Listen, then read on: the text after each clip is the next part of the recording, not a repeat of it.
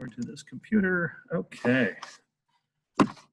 All right, we shall get started. Good evening. Welcome, everyone. Mark Pinto here at Phoenixville Public Library, and welcome to tonight's Author Book Talk.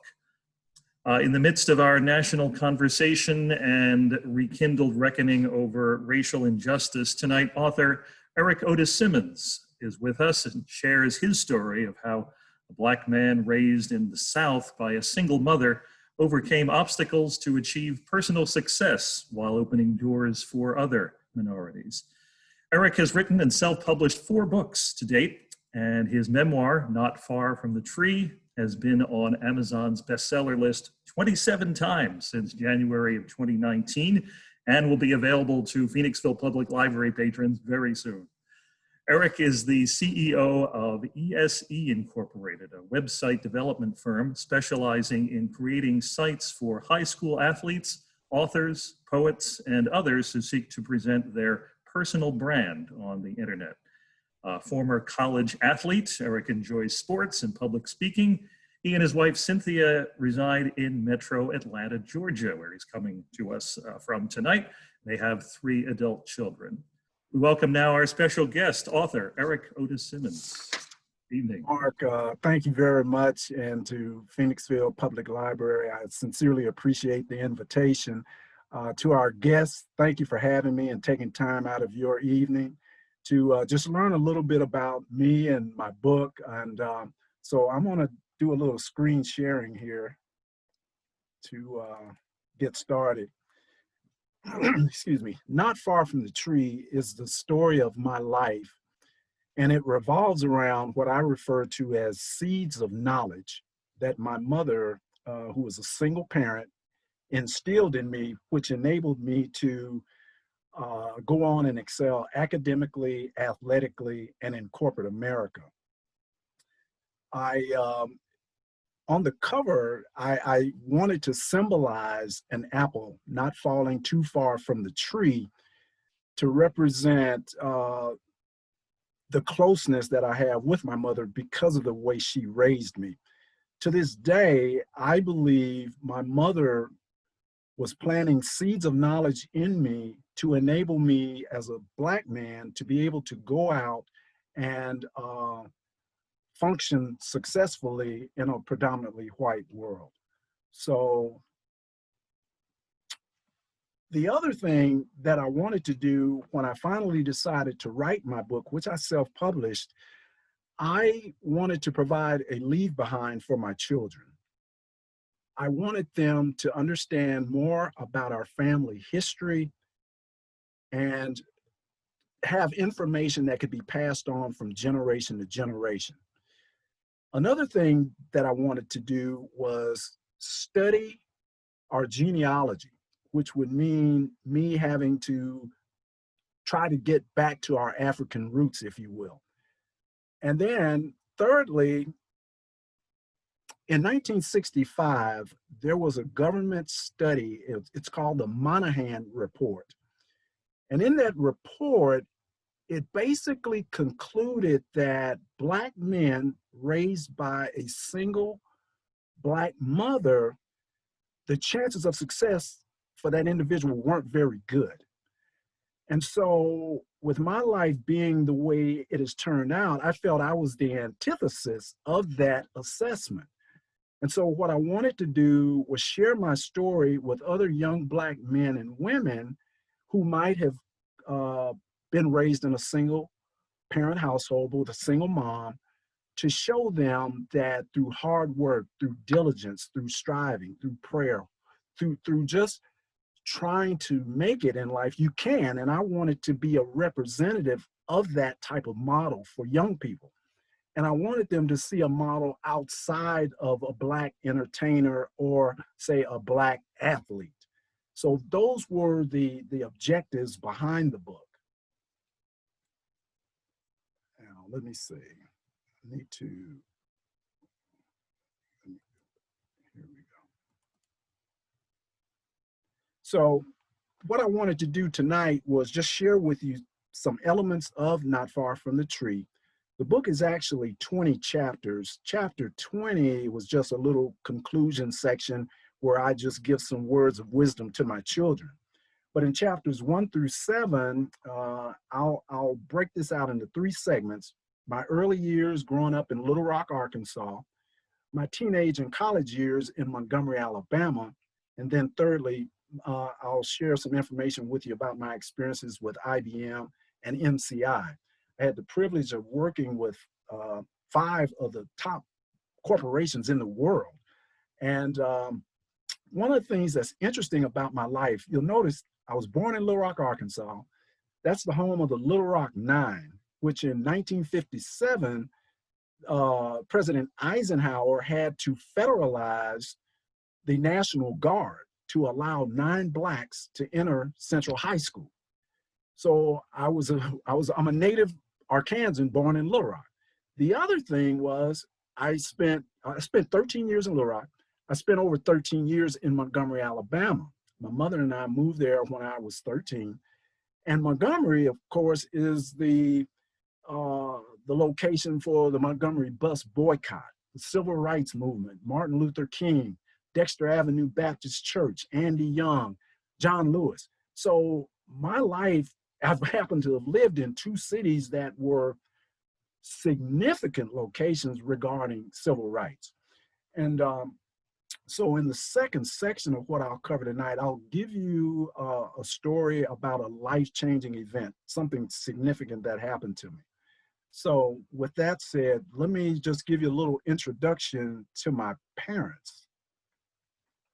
And this is in chapter 2, which is entitled, In a League All Their Own.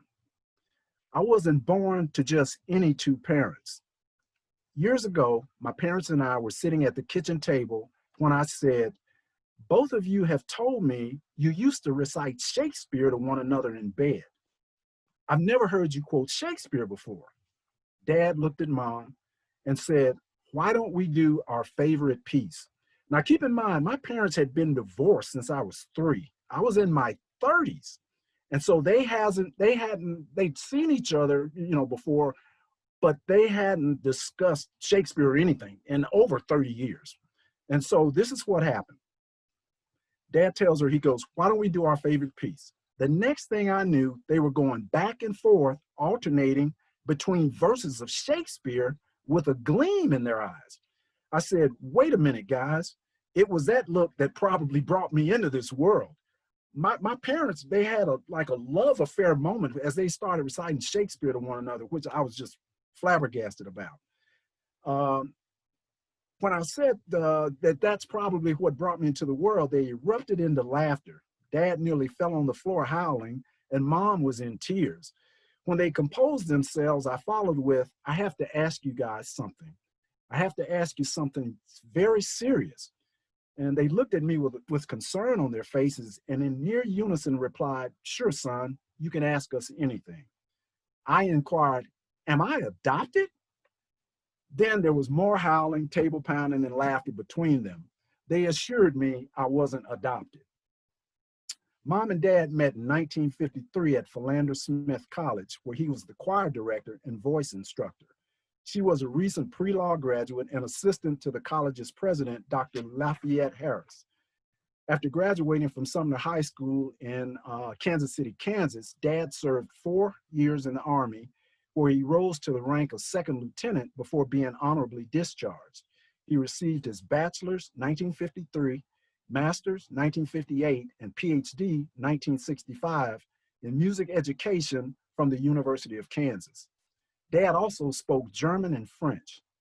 From 1948 to 1949, he attended the Kansas City Conservatory of Music to study voice with Andre Krochman, formerly the lead baritone of the Paris Opera. He was the only African-American to sing in the select male chorus of the conservatory during a presentation of the Alto Rhapsody by Brahms and Blanche Thiebaum of the Metropolitan Opera.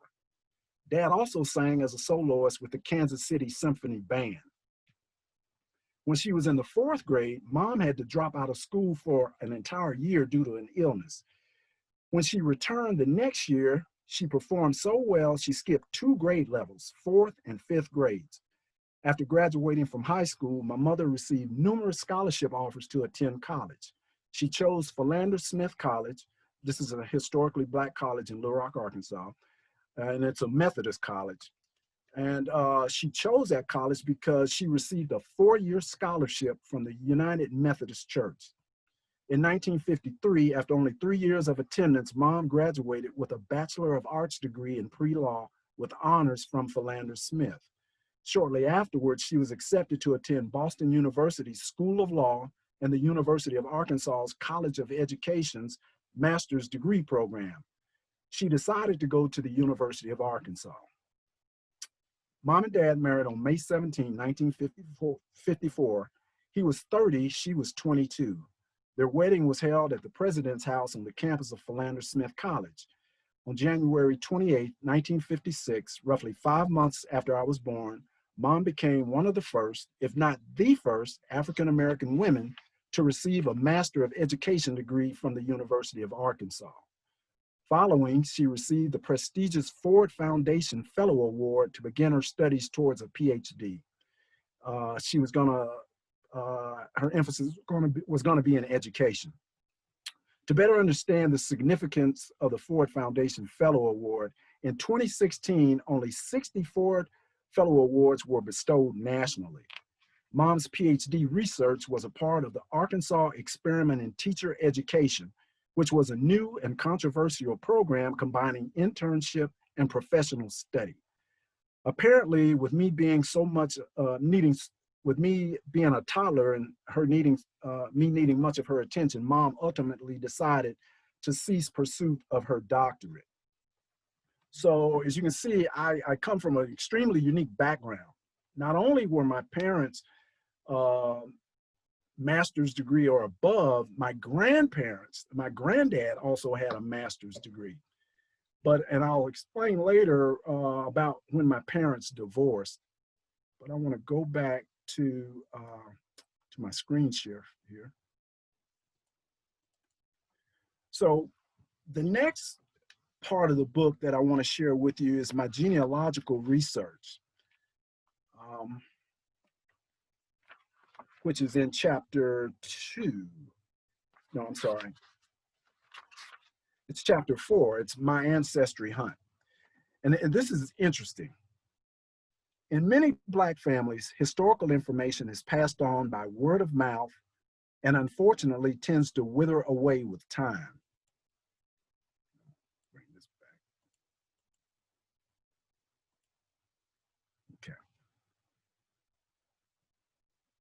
Okay, let me start again. In many Black families, historical information is passed on by word of mouth and unfortunately tends to wither away over time, especially when relatives become deceased. Cognizant of such, I am making the Simmons family tree available to my children and family members online so they can expand on it going forward. I encourage and challenge them to find out information about the slave ships our ancestors came over on, who our slave masters were, and to one day visit our homeland. One day, late winter of 2013, I was at a business lunch meeting with my company president and several other managers. The president shared how he pulled together his family tree using an online service named Ancestry.com, or Ancestry for short. He showed us a picture of his family shield, which he had discovered utilizing the service, and spoke with immense pride about his Italian heritage. He asked me where I was from, and I told him Little Rock, Arkansas. When I got home, I was embarrassed to tears. I was 57 years old, and I didn't know where I was from. Sure, I was born in Little Rock, Arkansas, but I'm actually from Africa, and sadly, I didn't even know what part. I made up my mind the next time someone asked me where I was from, I would know exactly where. On April 9th of that same year, I ordered a subscription to Ancestry and later began building my family tree. I started with my mother's side first because I had more information there than I did on my dad's side, which was very limited. To find out about my African roots, I ordered 2 DNA saliva tests from Ancestry. I used the first one to capture my youngest son's, Kevin's, saliva and the second mine. My intent with Kevin's test was to obtain information on my wife's genealogy. And then when both test results were made available online, I studied them thoroughly.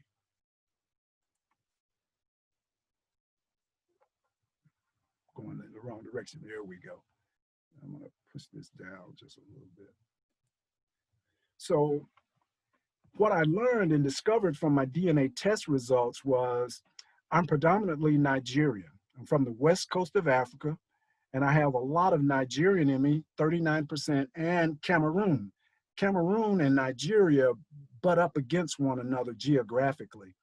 You can see Germanic Europe, England, Wales, and Northwest Europe, Ireland, and Scotland, and Norway. So I'm what, 15%? I have 15% white genes in me. So this was an important piece for me to have, because as I go on in the chapter, I say, at last, I had the answer to the question of where I'm from. Now, I could with confidence, pride, and dignity say, I am from West Africa and am predominantly Nigerian. No more tears again about not knowing.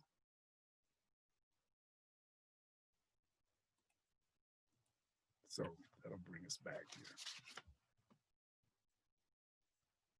Another interesting thing that I discovered as I was doing my ancestral background, which I spent 9 months working on, and I spent 7 months writing the book. So the overall project was 16 months in duration.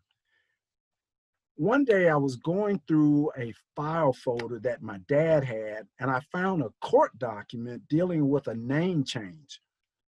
And I started doing some research, and I couldn't understand why my dad had gone to court requesting a name change. So lo and behold, it turns out my dad was not Otis Davis Simmons. He was actually Otis Alexander Bailey. So I knew that Jesse Simmons, my granddad, was my grandmother's second husband, as far as I knew, but I never knew genetically that I was actually a Bailey.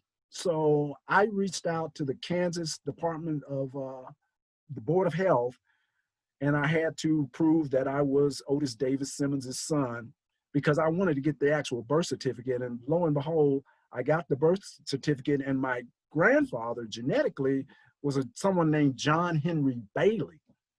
Now, what's intriguing to me about this, John Henry Bailey was 22 years old, and my grandmother, unless this is wrong, she was only 15. So this is 1924, so I don't think she was legally, old enough to be having a child. So, but this just goes to show, if you do some genetic research, you're going to uncover some things that are going to be just absolute shockers. And for me, this was my shocker. So genetically, I'm a Bailey, but my last name is Simmons. Now, when I finished writing my memoir, I sat down in this very location, and I asked myself, how was I able to overcome obstacles in the manner that I was able to? In most jobs in corporate America that I had, if I wasn't the first Black, I might have been the first Black male. And if I wasn't the first Black male, I was one of only a few. So in college, as an example, at Auburn University, I never had a class with another Black individual. I was always the only Black in the class. So I had to deal with overcoming myths, if you will, about Black people and about Black men throughout my entire life. And so I was sitting at this desk, and I said, Lord, how was I able to do what I was able to do? And I knew the man upstairs had a hand in it, but I couldn't put everything together. And it just hit me like a ton of bricks. It was like the sky opened up, and the sun rays came down, and it said, your mom is the other reason why you were able to achieve. And when I look back at my life, my mom did some things. She was basically grooming me, if you will.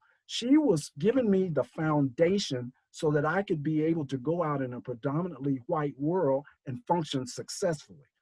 To give you an idea, in kindergarten, there was a kindergarten in Little Rock called Elvinia's Kindergarten. And this was a select group of young Black kids. And Elvinia would interview, the kids would have to go through an interview with her. And she would assess whether or not they were potential high achievers. And if they were, she would put them in her kindergarten class. And I don't know how much parents may have paid for that, but that was when I was 4 years old. When I turned about 5 years old, every summer, my mother would fly me to Akron, Ohio to visit my grandmother, who I later learned through the genetic research was actually my great aunt. So every summer I would go to Akron, Ohio. So now I'm 5 years old. She's expanding my horizons. I'm on a plane with predominantly all white people. Back then they called them stewardesses. I'm dealing with stewardesses, now flight attendants. I'm getting to go into the cockpit to meet the pilots. I'm getting my little Delta wings pin put on, and I'm interacting with passengers on the plane. Then I get to Akron, Ohio, the tire capital of the world at the time, and I'm dealing with Blacks that have a different mindset than Blacks in the South. In the North, with Akron booming as it was at the time, there was a feeling of pride and Jim Crow, what is that? And so I'm going from one environment of deep South Jim Crow to another environment where it wasn't prevalent, if you will.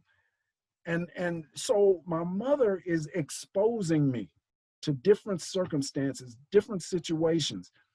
When I was 5 or 6, she took me to a play.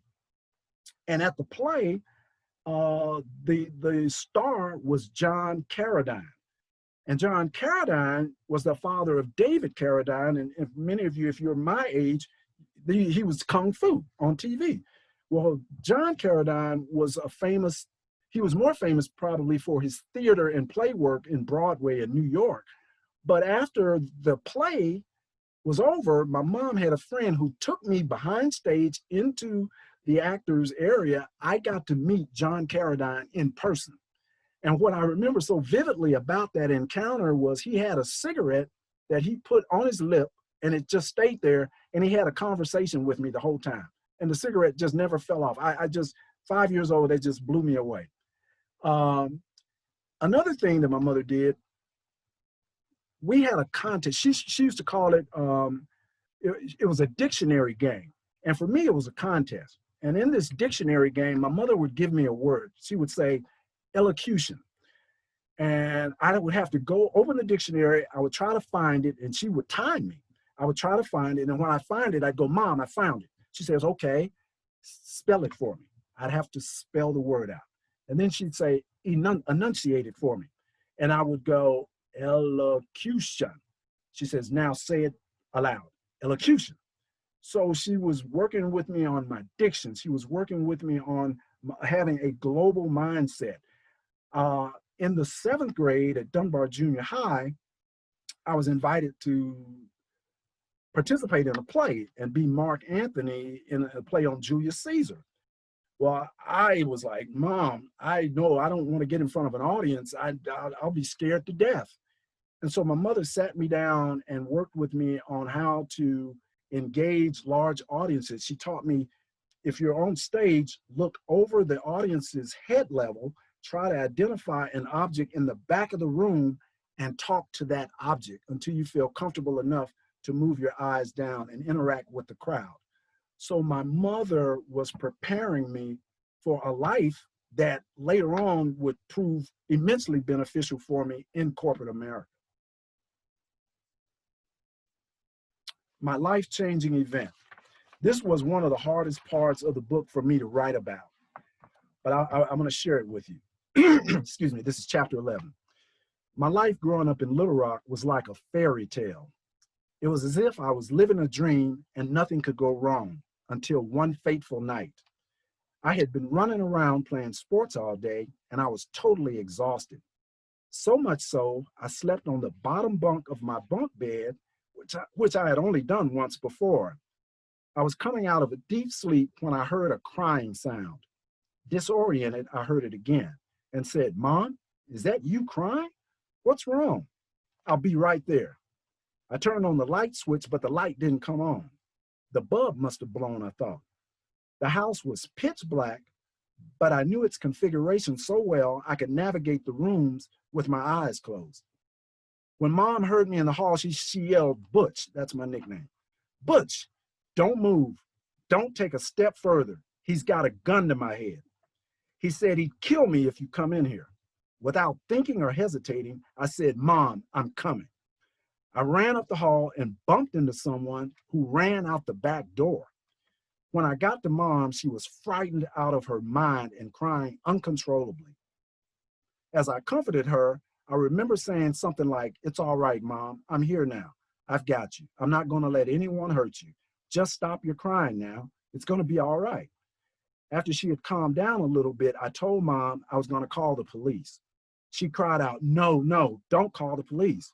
He said he'd kill you if you did." I replied, "Mom, I've got to call them. I'm going to call them right now." Mom begged me not to. Just as I was about to pick up the phone to call the police, it rang. I said, "Hello?" There was total silence. I hung up the phone and got ready to dial again. It rang again. I said, "Hello." Complete silence. The third time the phone rang, I said, "I'm going to find out who you are and I'm going to kill you." Now I'm 13 years old and I'm furious that someone had hurt my mom, and I knew she had been sexually assaulted. She never said it, but I knew that's what had happened. The phone continued to ring all night. I took Mom to her bed and laid beside her. I stayed awake all night with my wood baseball bat in my hand. The next morning, I remained by Mom's side until I felt she was doing well enough for me to leave her alone for a little while. I told her I was going outside and would be back shortly. She had no idea what I was planning. Mom didn't have to say a word to me about what happened that night. My instincts told me all I needed to know, and I was totally pissed. As I walked out the back door and locked it, I had one thing and only one thing on my mind. I was going to find the SOB that hurt my mom and kill him. I polled some of my friends to see if there was anyone new in the neighborhood. I must have talked to about a dozen people to no avail. I decided to head home to check on Mom. I was about 30 yards from the house when I came across a friend. I asked him if there was anyone new in the neighborhood, and he said, "Oh yeah, Butch, there's this guy that just got out of jail or prison or something. He's staying with the people who live right in front of me, just across from you." I walked in the back door of our rented house and went to Mom's bedroom to check on her. She was asleep, or so I thought. I crept into the kitchen and opened the drawer where Mom kept her butcher's knives. I picked up the largest blade and tiptoed to the back door. As I grabbed the knob, I heard from behind me, "Butch, where are you going with that knife?" I said, "I found out where the guy lives that hurt you. I'm going to kill him." Mom knew I meant it. I was only 13, but I was furious. She started crying and began pleading with me, "Butch, please don't do this. Please, please. Son, please don't. I'm begging you, don't do this. Your life will be forever changed if you do this, son. Butch, put down the knife. Butch, please drop the knife. I'm begging you." I dropped the knife and ran to her. We hugged and cried for what seemed like an eternity. A few days went by and I pretended to be okay and no longer angry. I thought I was pulling a fast one on my mom, but a mother knows her child. "Butch, can you come here for a second to help me with something?" "Sure, Mom," I replied. She said, "I need your help packing my suitcase, and when you finish, I need you to pack your bag. We're going on a trip to Montgomery, Alabama." I remember thinking we must be going to visit Granddad William, whom I'd never met, and our other relatives for Thanksgiving. I excitedly packed my suitcase. Mom called a cab, and we rode to the Greyhound bus station. About halfway on the bus ride to Montgomery, I had a sinking feeling in the pit of my stomach. I asked Mom, why were we going to Montgomery? She said, "Butch, we're going there to live." My heart sank. I cried the rest of the way of the trip. We had left everything behind. All the furniture, the television, friends, my girlfriend, everything. All we had were the clothes on our back and what was in our 2 or 3 suitcases. Now, I share that with you because at 13, I am the son of a single Black mother who's been physically assaulted. I don't have a father figure. I'm mad at the world. And of all the things that could happen to me, I'm being uprooted from my home with all my friends my whole life. I love Little Rock. And I'm going to Montgomery, Alabama. And as the bus arrives in Montgomery, a black radio station had just been firebombed. And I'm going, of all the things that can happen. So we ended up in Montgomery, and eventually I ended up in a white school. It was Cloverdale Junior High, my first experience being in an integrated school system. It was one of the most difficult periods of my life. We had a test, and I'll never forget my teacher's name was Mr. Griswold. We had a test, and all of the kids in the room, I was the only Black kid. There were only 2 Black kids, I think, in the whole school. Everyone wanted to know what I made on the test. Well, I got a D. And I'd never made below a B in my life. I think I made 1 C in conduct, but never any grade, academic grade, below a B. I went home and I cried. My step-grandmother sat me down, and she had a long conversation with me. And she restored my confidence, if you will. She and my mom both. And so the next time I went back, had a test in Mr. Griswold's class, and everyone wanted to know what I made on the test. Well, I got a B.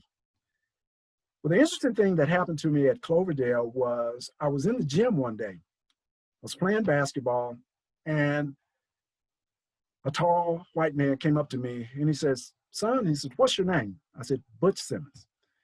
He said, "Do you play basketball?" I said, "Well, yes, I played for Dunbar in Little Rock, Arkansas, and we were perennial state champs."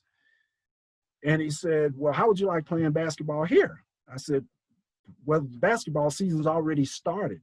He said, "Well, no, I'm the head coach." He said, "I want you to come play for me." Turns out the kids I was playing against were starters on the varsity, and none of them could stop me.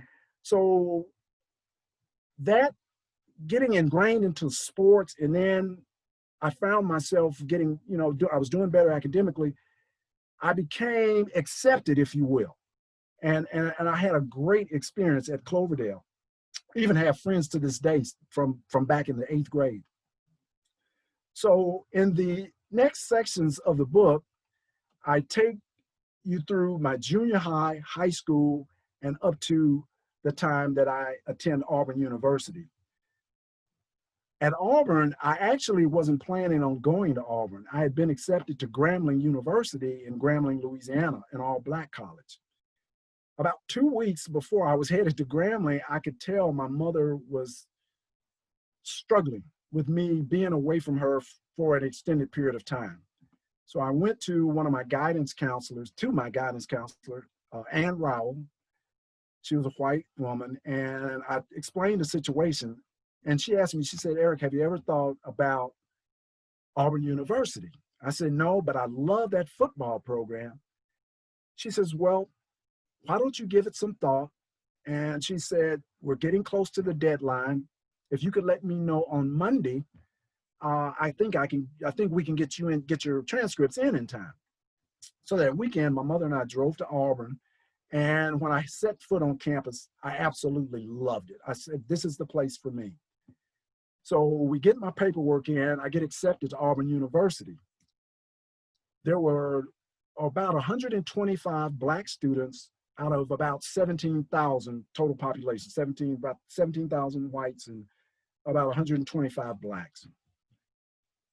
My first experience was homecoming, my real experience. And as you can see here, students were on horseback in Confederate suits, and the tension was so high amongst the Black students. I thought there was going to be a riot. I really thought there was going to be something bad was going to happen. But during my time at Auburn, I didn't run into too many racial events. But one thing happened to me my freshman year. I had walked on, I made the basketball team, and I was coming home from practice, and I ran into one of the students who lived in the same apartment complex. And he said, "Butch, that was a great game you played last night." I said, "Well, thank you." He said, "Why are you in such a hurry?" I said, "Well, I'm trying to get back to the apartment. I've got to study for a calculus test." He says, "Calculus?" He says, "What are you majoring in?" I said, I'm studying in pre-engineering. I'm a freshman. I haven't declared my major yet. I can't do that until next year. But so I've got a calculus 2 class coming up. He says, "Wow." He said, "I thought all athletes only took basket weaving."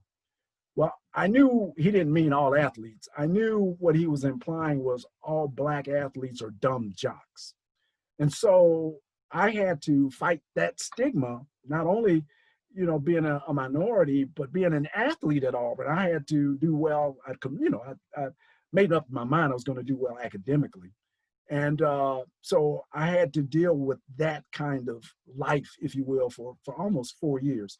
But it was a great experience. I absolutely love Auburn, and it helped my growth, if you will.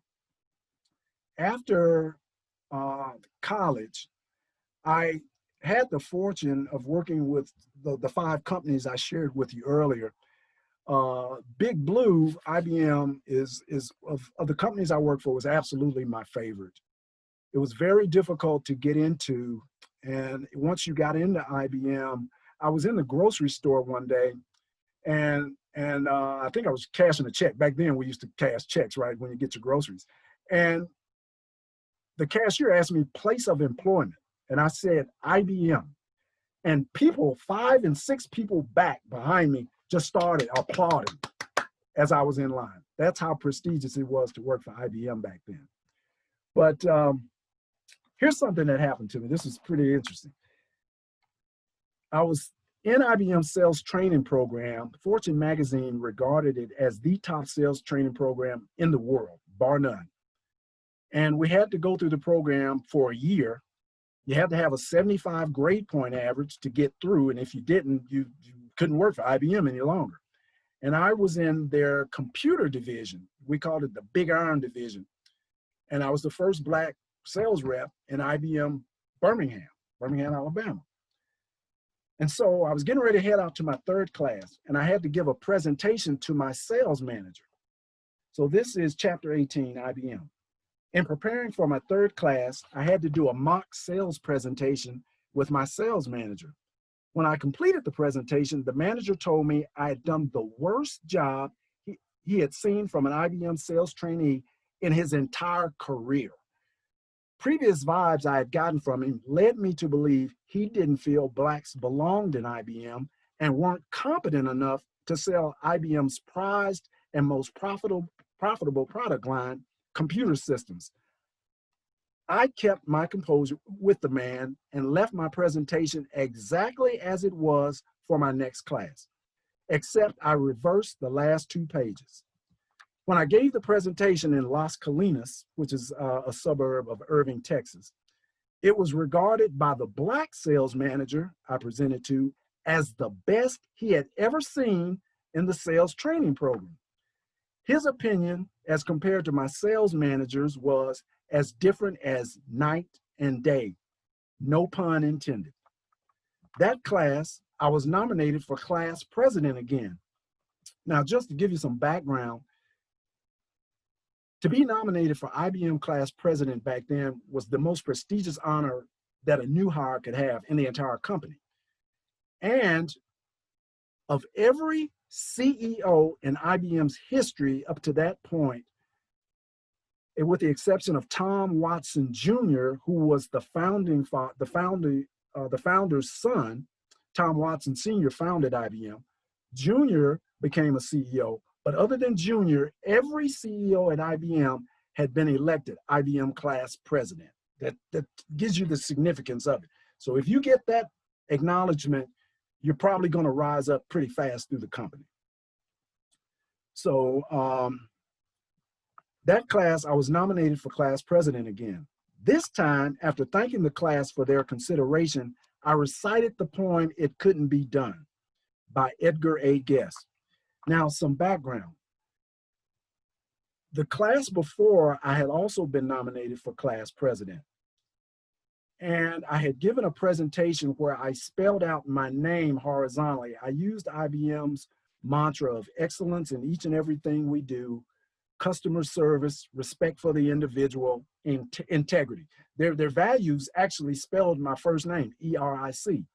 So I gave a presentation, and when I gave it, I guess it wasn't expected. I was being, maybe, in my opinion, I was being too creative for a Black guy to be making that kind of presentation within IBM, a conservative company. So one of the Black students said, "You can't do that again. You've got to be a little more humble up there." I said, "Okay." So that's the background. So the second time I've been nominated for president, I said, "Okay, I'm not going to talk about me. I'm going to include my classmates because we're all trying to make it through this tough training program. So we're all in this together." So this time, after thanking the class for their consideration, I recited the poem "It Couldn't Be Done" by Edgar A. Guest. The poem is my favorite because it sums up my life. During my recital, I replaced the word "he" with the word "we" to make the poem sound inclusive of the entire class. A snippet of what I said was, "Somebody said that it couldn't be done, but we," with a chuckle, replied, "that maybe it couldn't, but we would be one who wouldn't say so until we tried. So we buckled in with a trace of a grin on our face. If we worried, we hit it. We started to sing as we tackled the thing that couldn't be done, and we did it." So what that was implying was we were all there trying to tackle the same objective, making it through IBM sales training program and becoming sales reps. Well, so after I finished the poem, I say, in all honesty, in reciting the poem, I was sending the class and instructors a message about me. It was, if you think I'm not going to be successful in this training program and that I'm not going to be your class president, then you better think again, because I'm going to do both. I'm not backing down or giving up. Mom's seed, this is what my mother had taught me, my mom's seed relating to standing firm in your conviction about something was in full bloom and on display. After the nominees had made their speeches, we were sent out of the room to wait for the outcome of the vote. When we returned, the class manager announced I had been voted class president. My classmates exploded into cheers. Several managers ran out of the room.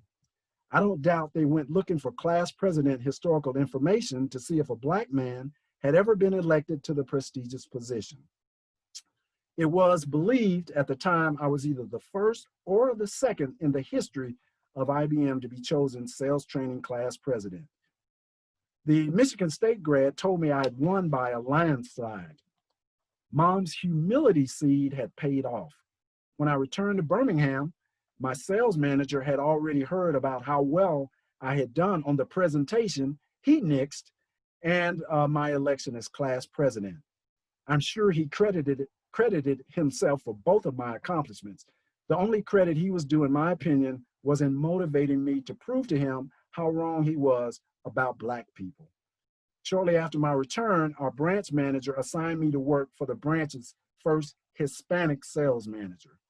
So that's just a snippet of what it was like. But by and large, I had a fantastic corporate career, and I didn't have too many instances like I did with that IBM manager. But around the time that I was getting ready to leave IBM, this happened to me. Right around my last year or so of Big Blue, I sold a computer system to the governor's office of the state of Alabama. Former presidential nominee George Corley Wallace was serving his third and last term as governor of the state. I had finished a meeting with Al Childs, the governor's chief of staff, when I realized I was about to be late for another appointment. Mr. Childs recommended I take the underground tunnel, which was a restricted passageway under the state capitol. As I was walking through the tunnel, I could see mounted cameras shifting with my every move. Out of nowhere, the governor and his state trooper bodyguard, who was wheeling him down the hall, appeared. Suddenly, the trooper drew his gun and said, "Halt! What are you doing here?" I told him I had received permission from Al Childs to use the corridor.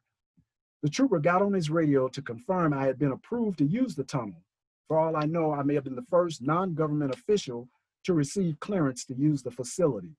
Once my approval was confirmed, I had the opportunity to meet Governor Wallace. History rushed through my mind. This was the man who once said, "Segregation now, segregation tomorrow, and segregation forever." The same man whose stand in the schoolhouse door speech at the University of Alabama decried the entrance of Blacks entering the school and desegregation in general. After introducing myself, there I stood shaking his hand. Governor Wallace said to me, "You're an IBM sales rep, aren't you?" I responded, "Yes, I am." The governor told me I was doing a great job and to keep up the good work. Later, I sat down with Mom and told her about my chance encounter with Governor Wallace. I thought Mom would have something negative to say about him. To the contrary, she said, "Butch, don't let that man fool you. He's one of the shrewdest and smartest politicians I've ever seen. If you'll notice, he has changed political stance in the past if it helped him get votes.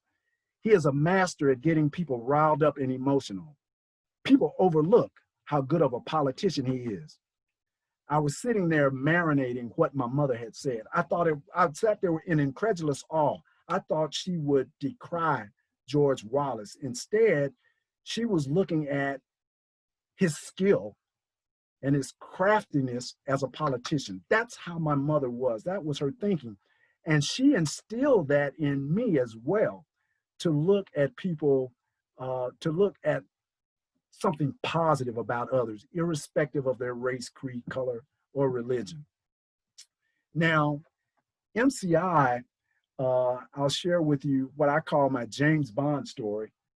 How am I doing on time, Mark? Am I okay? I think I must be okay. Mm-hmm. Okay. Yes. Okay, so just real quick, my James Bond story. When I was with the MCI, I had an opportunity to travel to Brussels, Paris, and Hong Kong.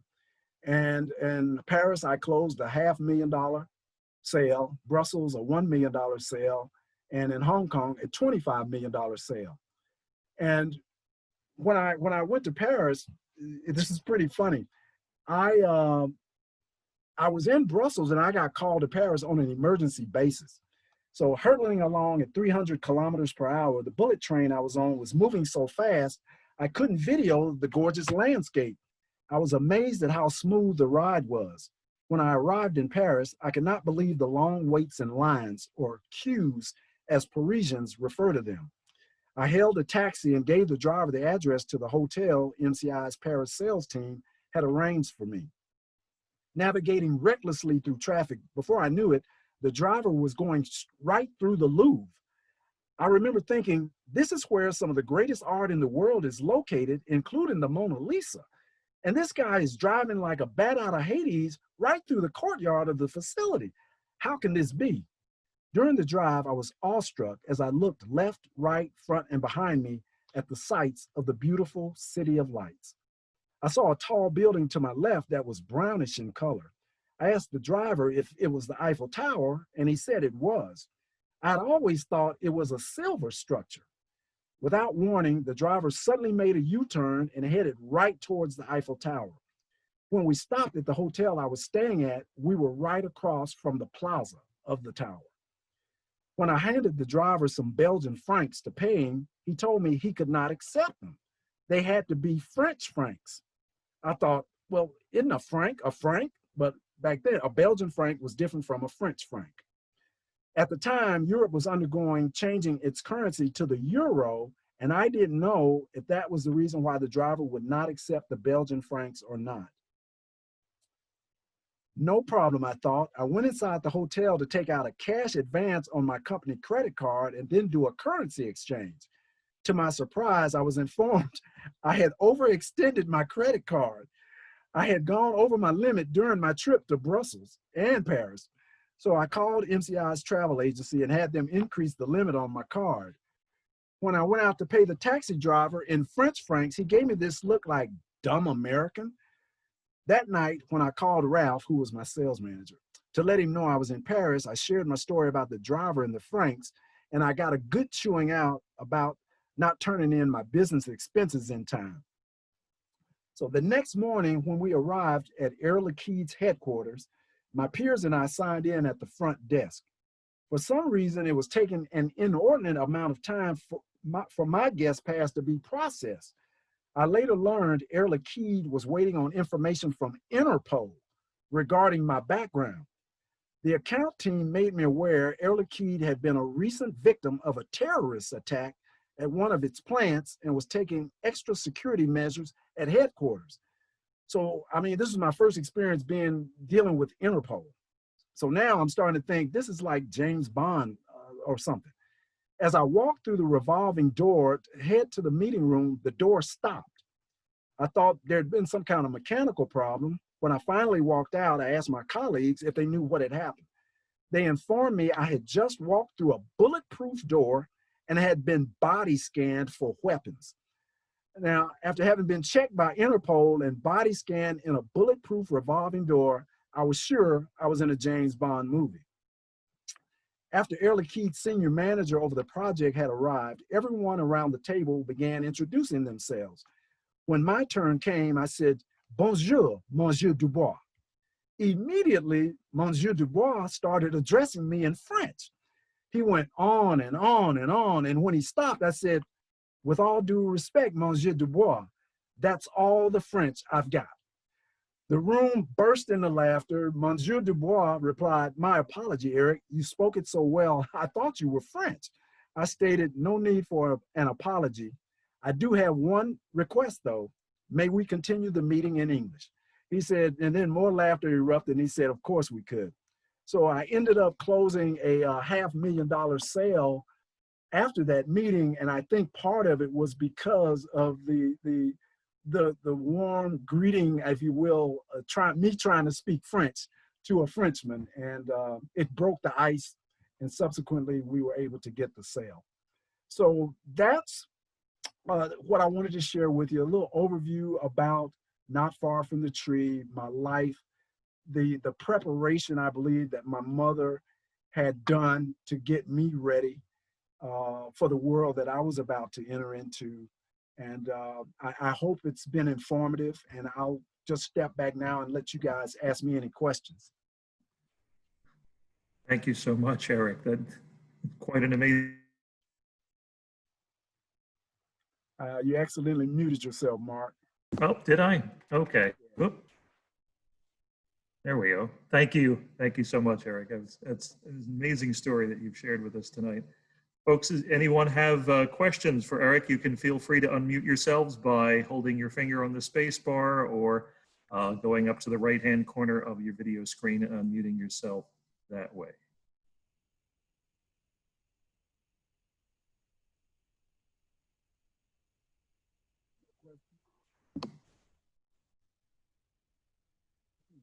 Dennis, do you have a question? I just, as a self-published author myself and working on, I wondered was that your first book? Was your memoir? Yeah. It sure was, Janice. And I absolutely knew nothing about the publishing industry. I didn't even know where to start. So I did a ton of Google research, and I stumbled and bumbled my way around, but I managed to get my book out. And then subsequently, when people found out I had self-published it, I went back and wrote a book on how to self-publish to help others, to help them, go through that process. So where are you in the process? Well, I self-published a poetry book, but then I always wanted to write a food memoir. And so I've been working on that for a long time. And I'll tell you, writing a memoir is 100 times harder than writing poetry. So, but I'm just, Janice, you know what I did? It's interesting. When I started writing my memoir, I said, this thing could be as big as a Bible. I could go 400 or 500 pages. And you know what I did? I set a limit. I said, okay, I'm going to try to keep my book to 200 pages. I ended up, ended up being 232 pages. But by setting a page limit, it caused me to have structure and it caused me to take out extraneous information. So think about maybe possibly setting a page limit. Well, no, and mine is just basically about food and the food experience of my family. So, I mean, you had such a long, interesting life, and even myself at my age, I've had a long, interesting life. But I just, this is about food, and so going to editors and helping me, that's the focus. But so then you self-published your next 3 books also? Yes, yes, all of my books I've self-published. Oh, that's amazing. Yeah. And they're on Amazon?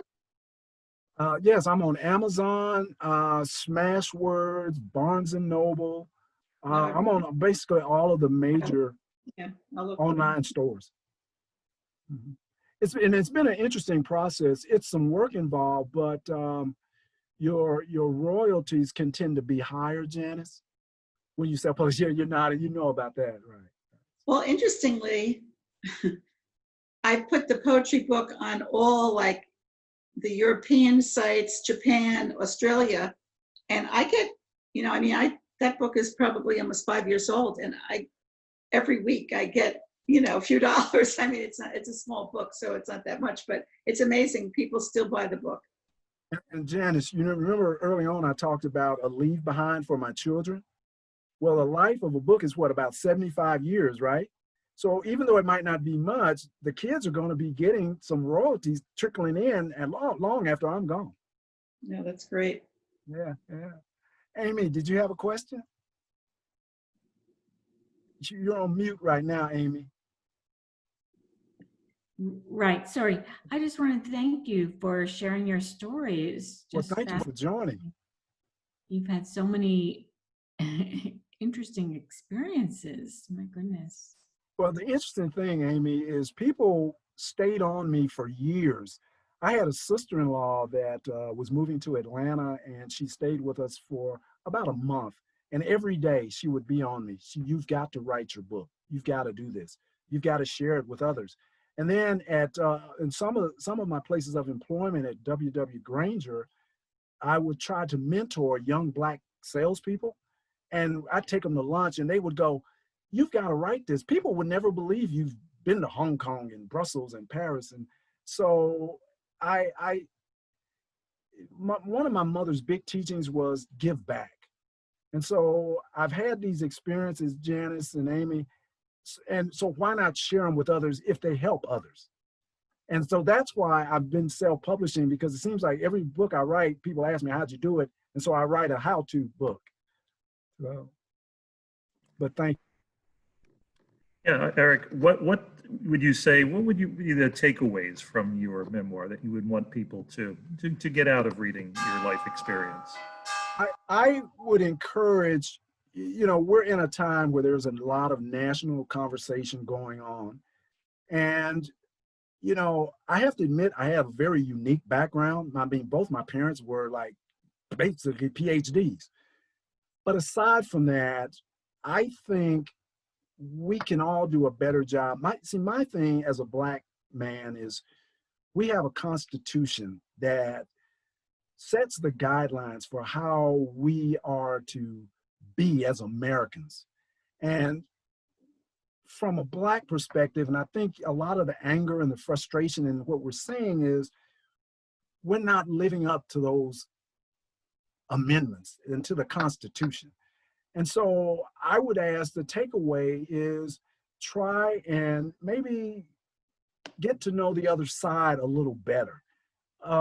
Take a look at my book to try to see a different perspective, because we're Americans. We can make this work, but we've got to, the best advice I got in business was from a secretary at IBM. And she told me, she said, I asked her why our branch manager was so successful. He had made his sales numbers 30 years in a row. He was only one of 2 or 3 people in IBM that had ever done that. She said Al's philosophy was, he who has the most information always wins. He who has the most information always wins. So if you don't have the information, how can you make an informed decision? And so that would be the takeaway, Mark, I would say. I mean, I love America. The Black people that you see with so much emotion out there, they love the country too. It's just, we've been disenfranchised for so long. I think people are just going, no, not long, no more. So, Yeah. but that would be the takeaway. Mm-hmm. Yeah, excellent. Any more questions for Eric? I just have one more, Eric. Did you ever visit Armonk, New Jersey? Armonk, New York, the headquarters of IBM? You know what? I've never been to headquarters. Oh, because I I've live never near been- there. I used to Did live you near there. really? All my neighbors work for IBM. Is that right? Yeah, great company. It was a great company back in the day. I'm sure I wouldn't know it today, but just the Yeah. values, it was No, fantastic. They made you feel special. So that's why I was so That's I great. loved it so. No, But thank it's you so amazing. much. See, IBM is so big, Janice. I would probably visited most every major location with IBM except for headquarters. No, thank you so much. It was No, wonderful. thank you guys for your time. And I hope, Mark, I met your expectations in terms of what you were looking for. Definitely. And I'll plan to be in touch with you again shortly after this. So, Okay. yeah. Okay. Yeah. Thank you so much. Well, And guys, thanks thank you all everyone for for your tuning time. in today. Enjoy the rest of your evening, everyone. All right. Take care now. Okay. Bye-bye. Good night now. Good Bye. night.